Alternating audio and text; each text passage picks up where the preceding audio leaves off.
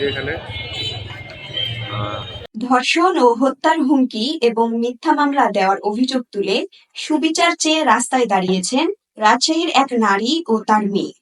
মঙ্গলবার বেলা 11টা থেকে 12টা পর্যন্ত নগরীর সাহেববাজার জিরো পয়েন্টে দাঁড়িয়েছিলেন জেলার তানোর উপজেলার নবনবী গ্রামের বাসিন্দা রজিফা খাতুন ও তার মেয়ে বকুল খাতুন।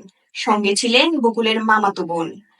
তাদের অভিযোগ, গত সোমবার রাজশাহীর আদালত চত্বর থেকে বকুল খাতুনকে মাইক্রোবাসে করে তুলে নেওয়ার চেষ্টা হয়।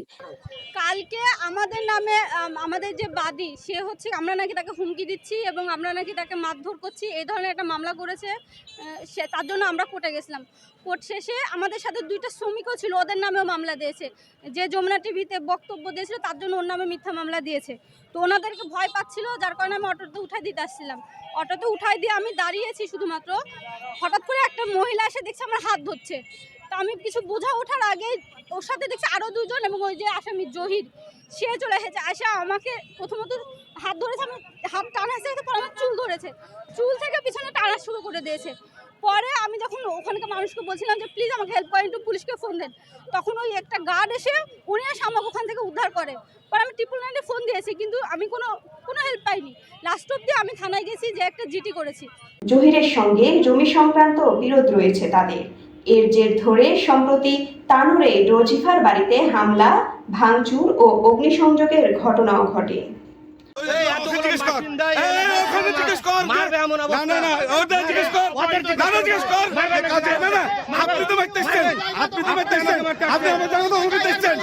এ বিষয়ে জানতে চাইলে অভিযুক্ত জহিরুল ইসলাম জহির অভিযোগ অস্বীকার করে বলেন, এগুলো সব মিথ্যা অভিযোগ।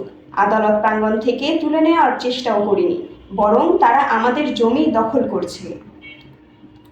আমরা গরিব মানুষ, আমরা একে তো অভাব অনটের মধ্যে আছি, তারপরে এই ভূমি দর্শকের যন্ত্রণায় আমরা একদম পেরেশানি আছি।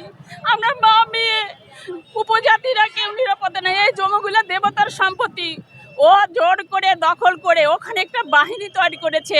রাজশাহীতেও একটা বাহিনী আছে, ও প্রতি মাসে মাসে যায়, টাকা দিতে দেয়, না দিলে তার উপরে অত্যাচার। রাজশাহী আসতে দেয় না, রাজশাহী আসলে কোর্টের বারান্দায় ধরে, রাস্তায় ধরে, তাদের অত্যাচার করে। এই ভয়ে তারা আসে না, তারা চাচ্ছে এখান থেকে উদ্ধার। আমরাও চাচ্ছি, আমি চাচ্ছি যে এই শয়তানের বিচার হোক।